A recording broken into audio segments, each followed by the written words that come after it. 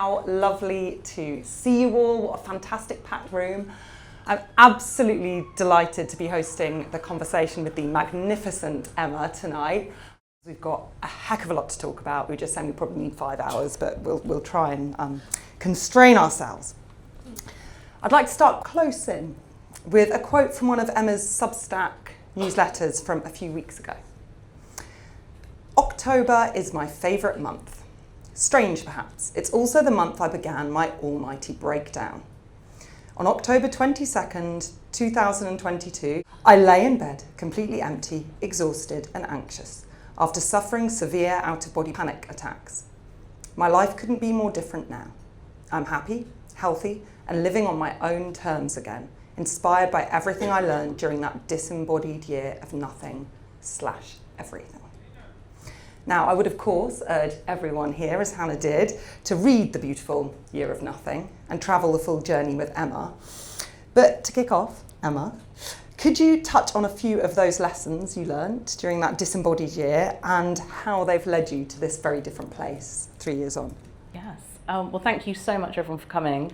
I'm a bit nervous. I don't really talk about publishing like as a topic. Like this is the first time, maybe only time, I'm going to be sort of doing an event on this topic because I feel like it's such a huge one, but I feel like we're going to try our best, aren't we? Yeah, we're going to try our best. Dig into it. We'll just talk about something else if you get stressed out. Talk about clothes, it can go a bit deep, as you've just quoted. Yeah, I think, I'm so proud that a book has come out of that time that was really scary because I was a very busy person, really loved my job. Nothing really bad had ever happened to me. Like I just sort of, trotted my way through life really. And then suddenly I had this year where everything was alien, everything was different. As I've said, really bad anxiety and just something was really wrong. And I have learned a lot from it. A lot of it is in the book, but a lot of it honestly is sort of tied to the modern world we're in, and for me, the publishing industry. For other people, it will be other industries. It might be the music industry. It might be working for a big corporation that doesn't let you live in the way you want to. And I think, it is a big topic, but the way I was working and in the system I was working really affected me. And I've actually had to sort of pull back from the system, which I think is what we're going to talk about tonight really, is like how do you do things differently? That's amazing, and I think the key thing for me in all of that, and particularly in that phrase that struck me in your newsletter about living on your own terms, which ties into the theme of rewriting the rules of publishing, but it's quite a huge, its scope is much bigger than that. How has that manifested for you specifically now? Like, how have you pulled back? How have you created more of your own environment, shall we say, or more of your own rules? Or less of your own rules, maybe. So next year will be 10 years since my first book came out. So I do feel like, you're a decade in to a way of working. You've seen it all. I have horror stories, I have good stories. I've had highs, I've had lows, and I feel like I'm in a position now where I would love to use my platform to shine a light on the things that aren't working. And a huge part of really what genuinely gets me really excited at the moment is like playing with the power dynamic between the artist or the writer and the creative person who historically has had a very small percentage of the pie, let's say. Very rare to make a full-time living from writing. Like I've never made a full-time living from my books, and I've sold like tens of thousands of books. I've seen my numbers. I do sell books, but I can't live off them. And I've always found that interesting, and I've always felt like ungrateful to even point that out. But actually, it's got to the point now with my Substack, which is a revolution. Like it has revolutionized the way we do things, and not for everyone. It's still like a 1% of people are probably succeeding on there.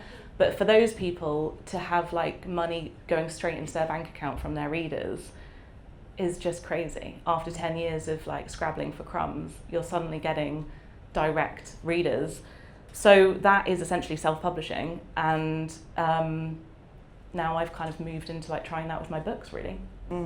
Super interesting. I think when we had our prep talk, it's really hard, isn't it, that thing about making a living as a creative and making a living as an author? Because we talked a bit about, I'm not sure it's ever been the case that anyone other than the tiny percentage have ever been able to make a living. And we're talking like going back centuries, right? I don't know where I think we all have some sort of weird belief that there is making a living by just writing books, for example, that we should be doing, that constitutes success. And I have no idea where that came from. Because I think there's always been like a handful of people per generation who have ever achieved that. You know, there's always been patrons, there's always been other jobs, there's always been, you know, gigs on the side. And it's just, why? Is that, do you think that's like is it a media thing? Is it a social media thing? Why do we think that it's a viable path when it's like... I mean, I kind of blame like Carrie Bradshaw. It all goes back to that. Yes! It all goes back to that bloody woman. Buying her Manolos, is it? With her like one column. With her just, I wandered. And then I'm in a brownstone worth £8 million. So I don't know, yeah, I think like the culture around us has fed that. I think we've always associated eyeballs and popularity with money. Yeah. You know, it's interesting. I have met people along the way who have millions of followers on YouTube and haven't quite managed to kind of make that into a full-time living. There's obviously people that have. I watched that documentary about boy bands recently, and there's people in there who have sold like millions of records and had to go back to their day job. But the thing, I guess, I don't know if I'm just barking up the wrong tree here, but I'm like, I do think it should be possible, because we should be having like an equal share of the profits. Like, I don't think it's a complicated thing really to get our heads around. It's that in the traditional publishing world, and you know, I love everyone individually who works in publishing, you know, everyone has to make a living, but the system itself to give authors like 15% at the end of it, that's not enough, is it? Like, because you're the person that actually is coming up with the goods. So I guess that's what I'm challenging. And I think I'm free now to challenge it, because I don't make my living from that industry anymore. I make my living from other means, so therefore I can just go, I don't like it, because I don't have to like please anyone in that environment necessarily. So I don't really think I'm an activist. I honestly just like want to write my books at home, which is mainly what I do in my pajamas. But there is a side of me that kind of wants to have these conversations, I guess. Super important. So let's talk about this other path and this journey. You know, Hannah summarised beautifully the kind of melange of publishing options you've experimented with. Obviously, you initially published The Year of Nothing in, was it June last year, I think, with the Pound Project, a brilliant independent publisher. Go and check them out if you don't know them. They release kind of one special edition book at a time, very carefully kind of curated and selected by the fantastic founder. So when and why did you decide that the Pound Project was the first kind of write home for The Year of Nothing? Because, you know, you'd published before with HarperCollins, with Penguin. Again, you'd think, this is amazing. You've got these contacts. You're already living the dream, you know. Why wouldn't you, what was it at that moment that chose you to make the break?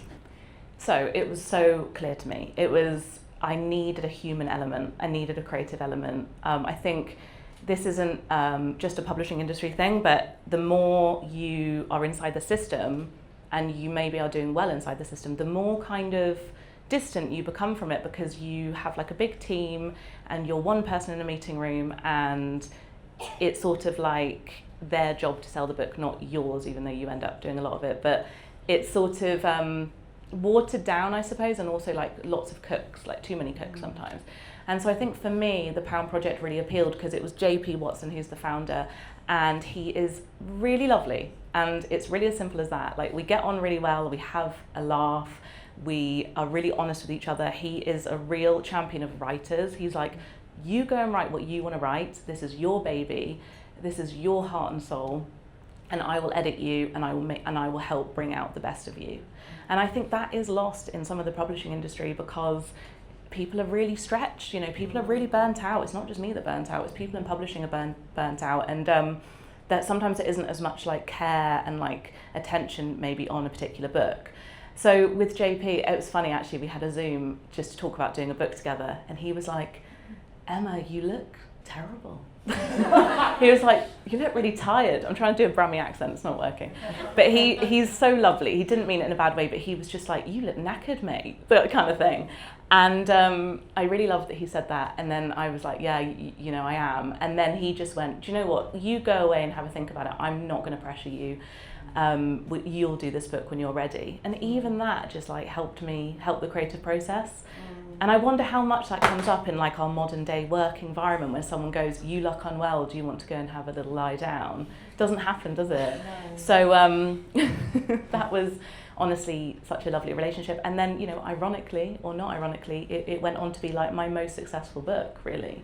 Yeah. We sold like 7,000 copies in a few weeks, which would have made the bestseller list, but it was, you know, couldn't have been because it was different. But yeah. It's amazing. And, you know, as Hannah said, I publish our kind of opinion pieces on the bookseller, and there are so many about this issue of publishing burnout. And about, you know, you don't get into publishing for the money or the glory, you get into it because you love books. It's full of people who genuinely love books, but they don't have the time. You know, publishing is, the margin's getting smaller, you've got, you know, big digital companies who make turning profit even harder.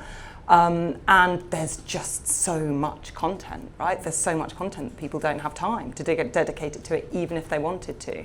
And I think what really comes through is that idea that every element of a project kind of feeds the outcome of the project. Is that too idealistic? Like if you have, you know, happy people, if you have the right spirit, it kind of drives the project in a more meaningful, successful way. Do you think that's right? Yeah, definitely. I mean, there's studies from you know, decades ago that say that the happier you are, the harder you work. It's like, well, if people only really care about capitalist outcomes, it's like, well, it could still work for you. You can still make lots of money and be happy. And I think, you know, a lot of people are very disillusioned at the moment and very tired because the to-do list is just getting longer.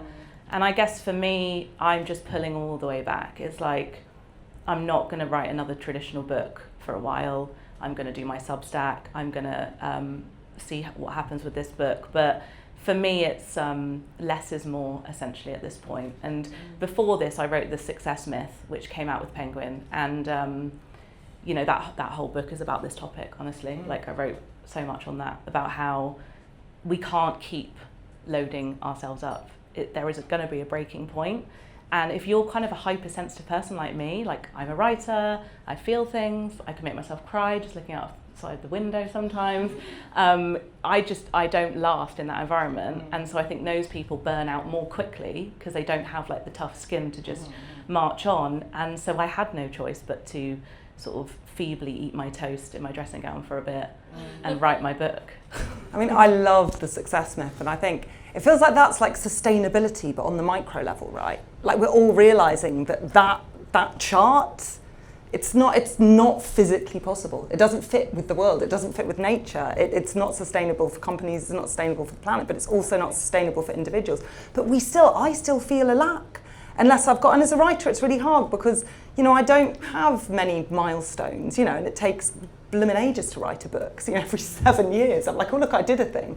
But, you know, I think really redefining success and questioning what success looks like. And I think that's one of the reasons why your Substack is so powerful, because, like, in each post you're showing, you know, success can look like sitting in your pajamas, watching Sleepless in Seattle, or, you know, that's okay. That's great. That's successful.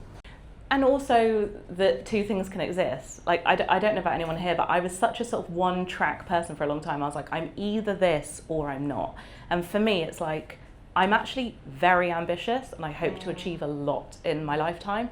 But I also have to like have the snuggliest, most gentle, softest blankets and like the most sort of joyful experiences to power up that. And I think we're like missing out on the fact that you can't sustain life without energy levels being topped back up. And for me, my energy levels get topped up from creativity, from joy, from friends, from walks, from watching Sleepless in Seattle for the 10th time, listening to music. Like, these are things that sustain us. And I think that's slightly lost sometimes.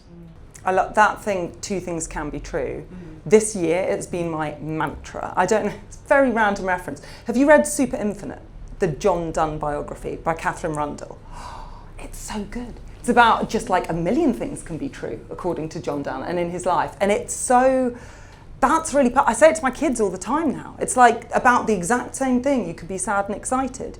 You can be ambitious and you can be tired. You can be, you know, I think that's a really missing piece of rhetoric in publishing and the world. Anyway. I love that. And that's the thing, like with the Year of Nothing, I think a lot of people feel a lot of shame about burnout. Like some people come up to me and they're like, I'm so sorry for what you went through. And even though that is so well-meaning, like I'm not embarrassed by it. Like I'm actually like weirdly proud that I just said this doesn't work and I'm really unwell.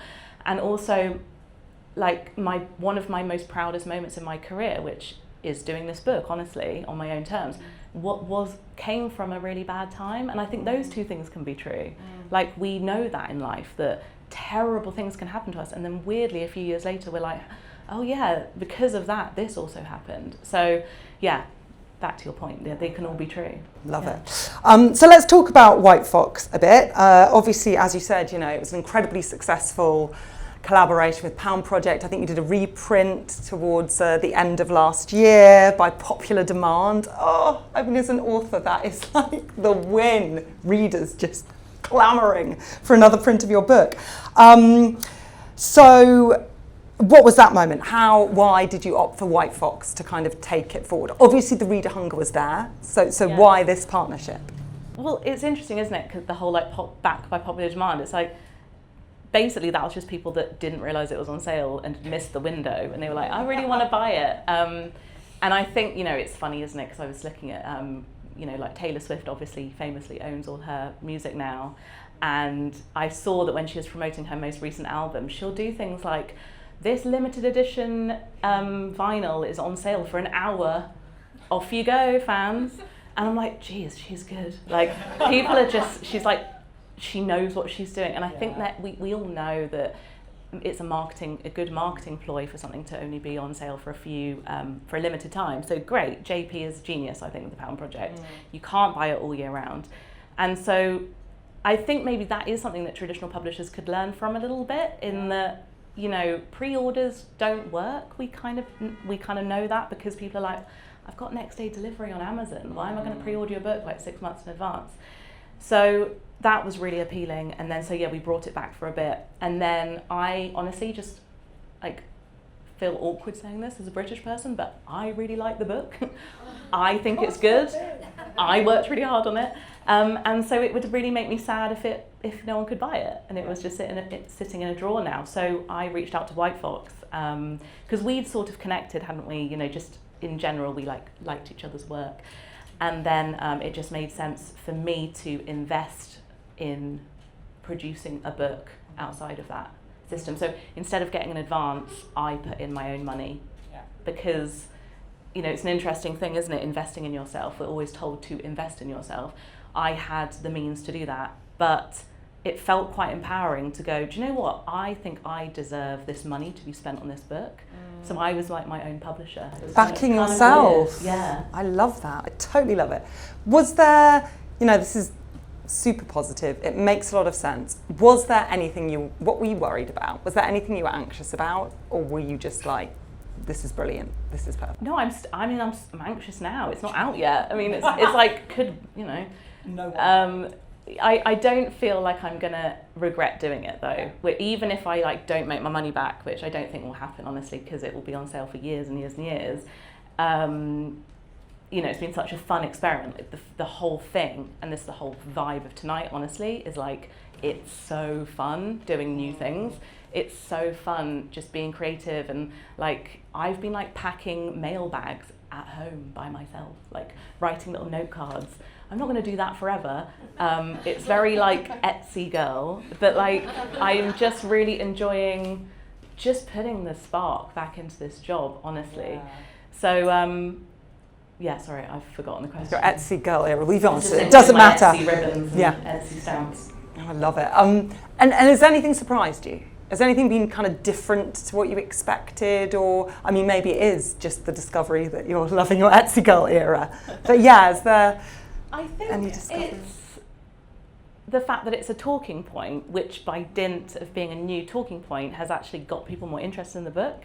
I think that's another thing that's really fun about trying new things is instead of just like, oh, my book's coming out, I'm like, yeah, my book's coming out and I'm doing it differently. Do you want to know about it? So like my Substack numbers have grown since working with Whitefox, weirdly, because people want to follow the journey and I'm going to be really honest about it. I'm hoping to like share my numbers at some point on my Substack. I want to talk about money. I want to talk about the breakdowns of how much I've spent. That stuff really excites me. So I think, yeah, I've just been surprised that people are interested in it, you know, because it's my little project that people might not have been interested in. So. And a very personal one, I guess. So something so personal having such public resonance is quite yeah, and a big actually deal. that is something I didn't really think about because with the Pound Project, it's very contained and very like put it in your stocking and like artisan. Yeah, and it's sort of not that many people like, well, a lot of people bought it, but it didn't feel like it was spreading. It's more kind of word of mouth. Yeah, whereas this one coming out in January is a bit daunting because it is so personal. But do you know what? I love that though. I love being a writer for that reason. I think that the role of the writer is like you put your embarrassment and your cringe and your humiliation to one side because you're hoping the message is more important than like your own individual worries, if that makes sense. Yeah. Like if someone feels seen in this book, I don't mind that they know too much about me, if that makes sense. Yeah, totally. Again, like no shame, right? Yeah. Why should you? You mentioned finances a little bit there, so I'm just going to hop on it. So you make your living from Substack, you say. How do the different bits of what you do like feed into the broader picture of your income? Like how significant are the books in helping that? I think, I just always feel for authors, it really helps to know the specifics of where do people make your money? Like I got a great advance for my first novel. That's like it like paid for some of my husband's uni debts. That was it. I still make most of my money in corporate copywriting because it pays way more than journalism or publishing and, buys me a bit of time to write on the side. So like, how does the financial mix play out for you? Yeah, I mean, I wrote a few years ago actually on my Substack about making six figures on there. I don't write about that anymore because I feel like it's turned into a little bit of that, of like numbers stuff. And I, to be honest, I was one of the first people to write a post like that, and I was really proud of it because I wanted to be like, hey everyone, look, like it was just an arrow to be like, this is fun and cool if you're, if you want to try it out, look at what I'm doing. And possible, exactly. Like I was amazed by it too. And so that was really fun. And, the small print of that is I'd been writing a newsletter for like 10 years. So it's not like, oh, look at me, I've started something from scratch. It's like, no, I've written 9 books and I've been writing a newsletter for 10 years. That's why I can monetize that kind of quite easily.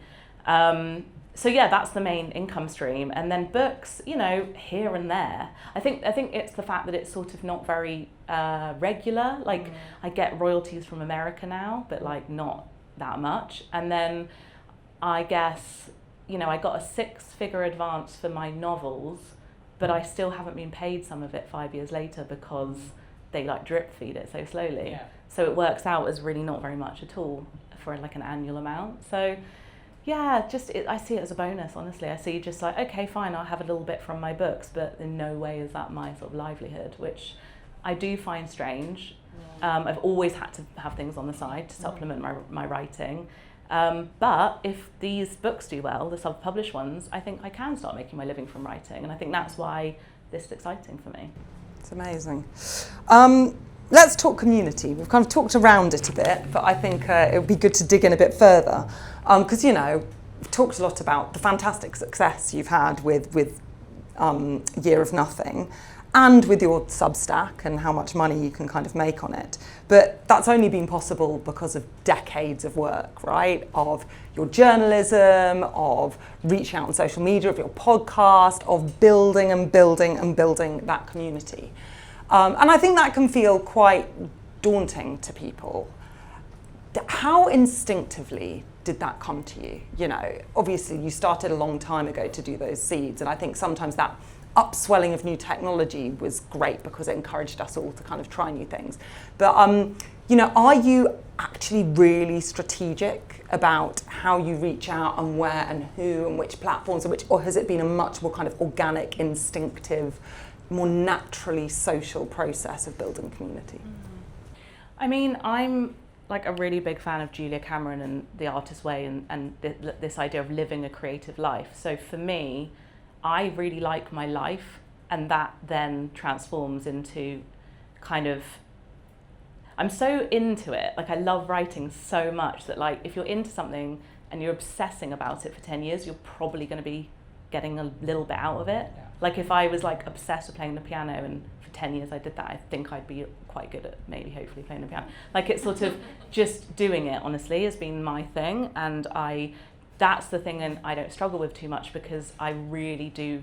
Like going to a cafe with my laptop and having the whole day to write is like my dream situation. But writing is different to community building, right? Because for a lot of people, I think that's the tension, where writing, the whole point of writing is you get to control it, you get to, you know, dig into all these vulnerabilities, it's your project, your God, you know, you get to do all this stuff, and then the community bit can feel like almost the opposite, like very exposing, very, you know, you don't, if you're building community that much, you know, you don't have that much time for kind of reflection, necessarily editorial control. Like, how do you balance those two sides of yourself? Are there sometimes moments where you're like, oh my God, I just want to spend 3 years just immersed in like a long form project rather than constantly reaching out? I don't know, it's interesting because I think with Substack, honestly, things have changed so much because I never really had a community on social media. I didn't know where my people were. I was like, they're out there, but I don't know where you are. And then Substack kind of allowed everyone to kind of join, because I guess with the newsletter or MailChimp or whatever I had at the time, people would reply to the emails, but I didn't have a comment section. But what's so great about Substack is like the paywall, I don't talk to like everyone all day long. It's like, if you're in, you're in, and I love that. Like it's not hard for me to like go through and comment, like reply to everyone, because it's like a smaller community. No, I love it. I think that part of it maybe comes a bit naturally to me. I think I'd be really like lonely if I didn't talk to people on the internet every now and again. Like I've always done that, and I've always made friends through it. Like I recognise people here tonight just because they're like, read the hyphen. I love that. I love that. Any other like unexpected benefits have you had, you know, like you kind of said, relationships or recommendations or feedback, or like, you know, if there have been kind of other things that have come your way from having that community that you wouldn't necessarily have expected? I think it improves my life every single day, because the thing with, and I'm not like on a commercial deal with Substack, by the way. I know I'm like #spawn Substack. Like who knows what will be in the future, and Substack knows this. Like I'm not a loyal person to a platform. Like I will leave if I don't like it anymore. But what is interesting is the technology is always improving, and what's exciting is like, what will we all be doing in 10 years time in this room? So many different things. But I think what is good about Substack is it is about your interests. It's not necessarily like, look at this holiday I've just taken. Like Instagram makes me feel so bad about myself, makes everyone feel terrible about themselves. And I think it's because the way it's set up is just like everyone's showing off all the time, me included. But it's like, that's what that is. It's like the LinkedIn of visuals now. Whereas Substack, for some reason, has maintained, and hopefully it will continue to, this whole thing of like, I've knitted a jumper today, or like, I'm reading this book, or I've just written a poem, or look at this flower. Like, it's just so lovely, I find, because I don't scroll on it that much. And so every day I find someone who's like, I thought you might like this, and they send me a link, and I'm like, I do really like that. Because I think, like, not your friends aren't necessarily going to be the people just like in your village anymore. It's like your friends can be all over the world, and I've always felt that. I have a closed community of people as well, so it's like, weirdly, my goal isn't for something to travel very far. Like people are like, why don't you take the paywall off and more people can see it? I'm like, no, I want less people to see it. I'm interested in like the people that pay for my Substack, they get the good stuff. I don't really care about it, like, I don't want to go viral, basically. Which is that I don't know how anyway. Which links into what we were saying about redefining success. Like that's actually a really like rebellious thing to say, that you're like, no, I don't necessarily want to grow, you know, all across right now. I'm happy in my circle of trust. I think on a related note to this, I'd like to touch on another recent Substack post, which I found really fascinating. Because obviously putting yourself out there has brought this loyal community, this flourishing career. But in that post, you did also say that you'd become to feel trapped by an outdated personal brand, and that Year of Nothing could be seen as a powerful unbranding process. So I'd love if you could talk about this a little bit, kind of whether you feel you've now uncoupled from that kind of personal brand, and how, I guess, your publishing journey at the moment kind of fits into that slightly less branded identity.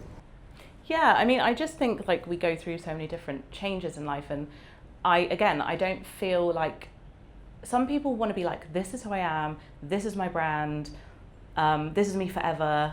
I'm not, it's embarrassing if I change it or something. I think authors are encouraged to do that. They're like, come on, you've got to know. What are your 3 words? Where do you sit? Who is this person? Oh my God, what's your logo?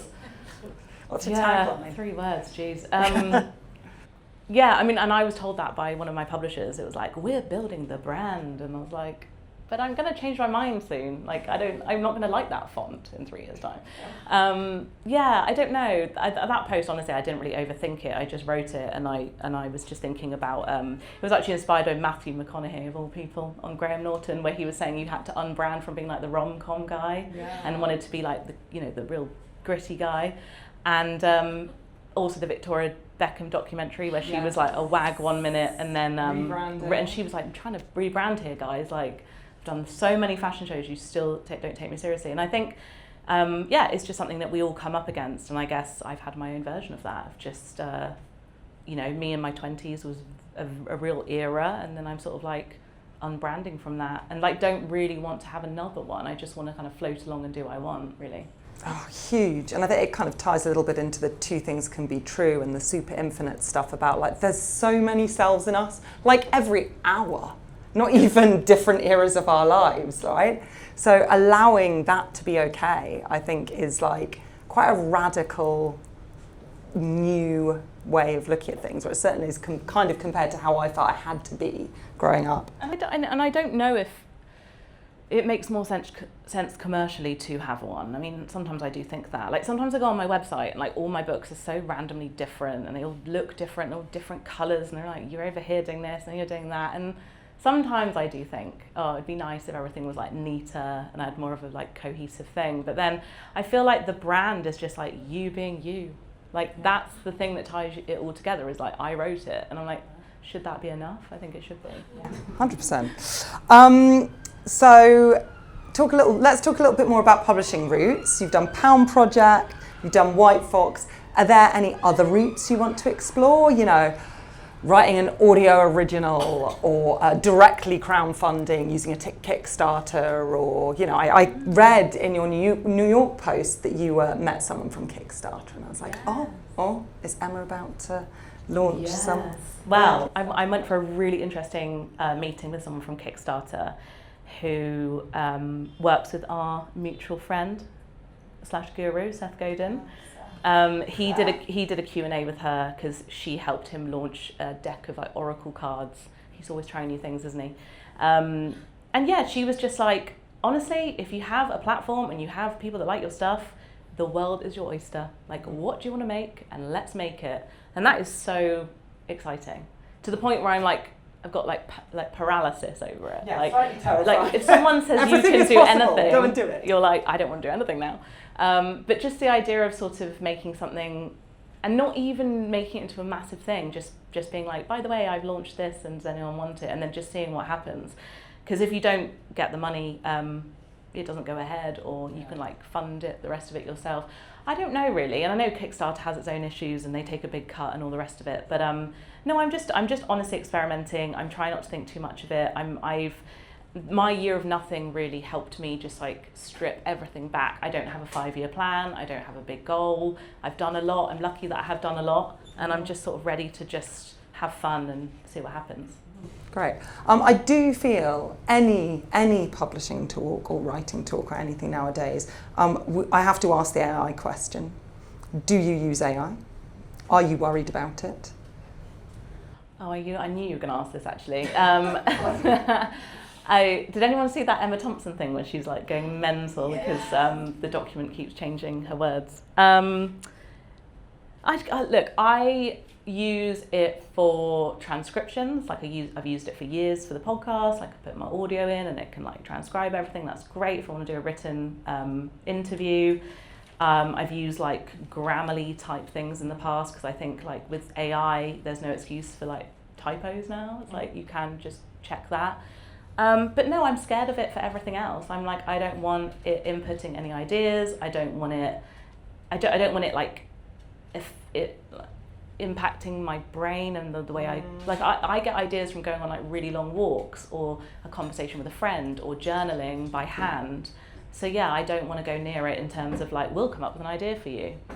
But I also think it's kind of rubbish at the moment. Like it's not really got to the point where it's any better than us. I mean, I'm sure people here have opinions, but like sometimes me and my friends in our writing group will like use it to try and prove that it's so rubbish. Like, you know, come up with a book idea for blah, blah, blah, and it will just be like awful and cheesy and weird. So I don't know.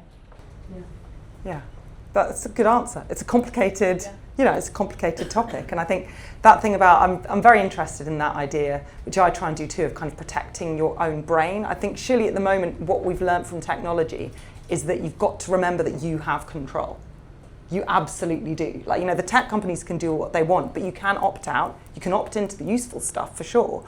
But like you need to take responsibility for setting your own boundaries. Yeah. No, I'm with you.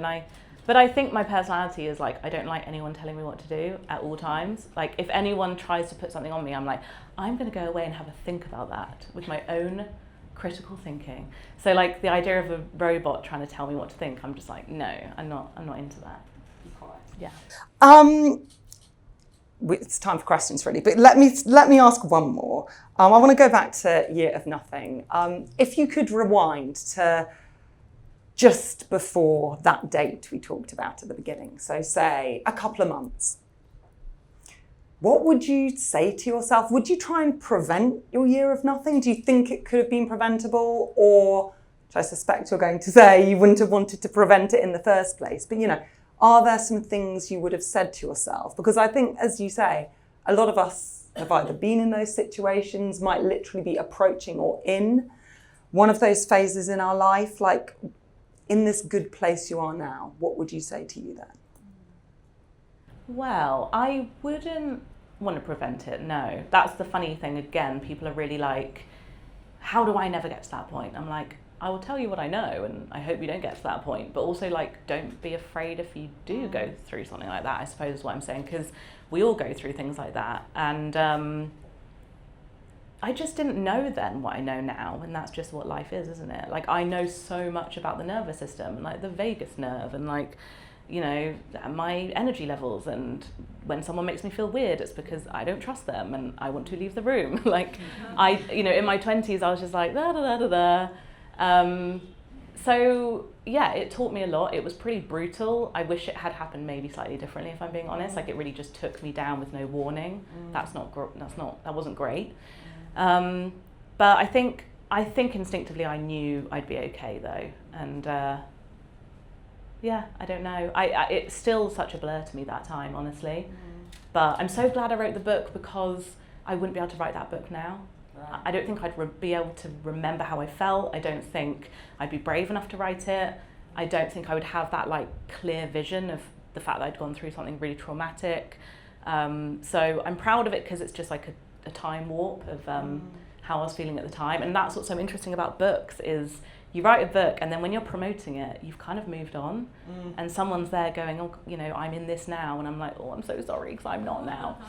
But it's like a gift for the next person, I guess. Absolutely. And like, I think that's one of the joys of writing, isn't it? That reminder that like the rubbish stuff that happens in life is sometimes the most creatively fruitful. And that definition of success, being a successful person does not mean always being happy, always being fine, right? Being a successful person means feeling all the feelings and going through all of the experiences. And, you managed to spin it into gold, Emma. Thank you. Hopefully. And I think as well, like that's a sort of, without being too deep about it, it's like, it's the human spirit, isn't it? It's like so many things were kind of against me, and I felt so much like the machine was trying to like chew me up and spit me out. And it's like I still managed to create something. I still managed to kind of get through it, and now I'm doing it on my own terms. It's like, how is that not empowering? It is super empowering to be like, A, I got through that, and B, I'm still here, and I'm going to do it on my own terms. And honestly, now like not a lot phases me, because I'm like, well, it's not that situation anymore. So amazing, amazing. I've taken up extra time because I wanted to, and I'm sitting with the microphone. Guys, thank you so much. Thank you, Hannah. Thank you. Thanks for coming. Thank you, Molly.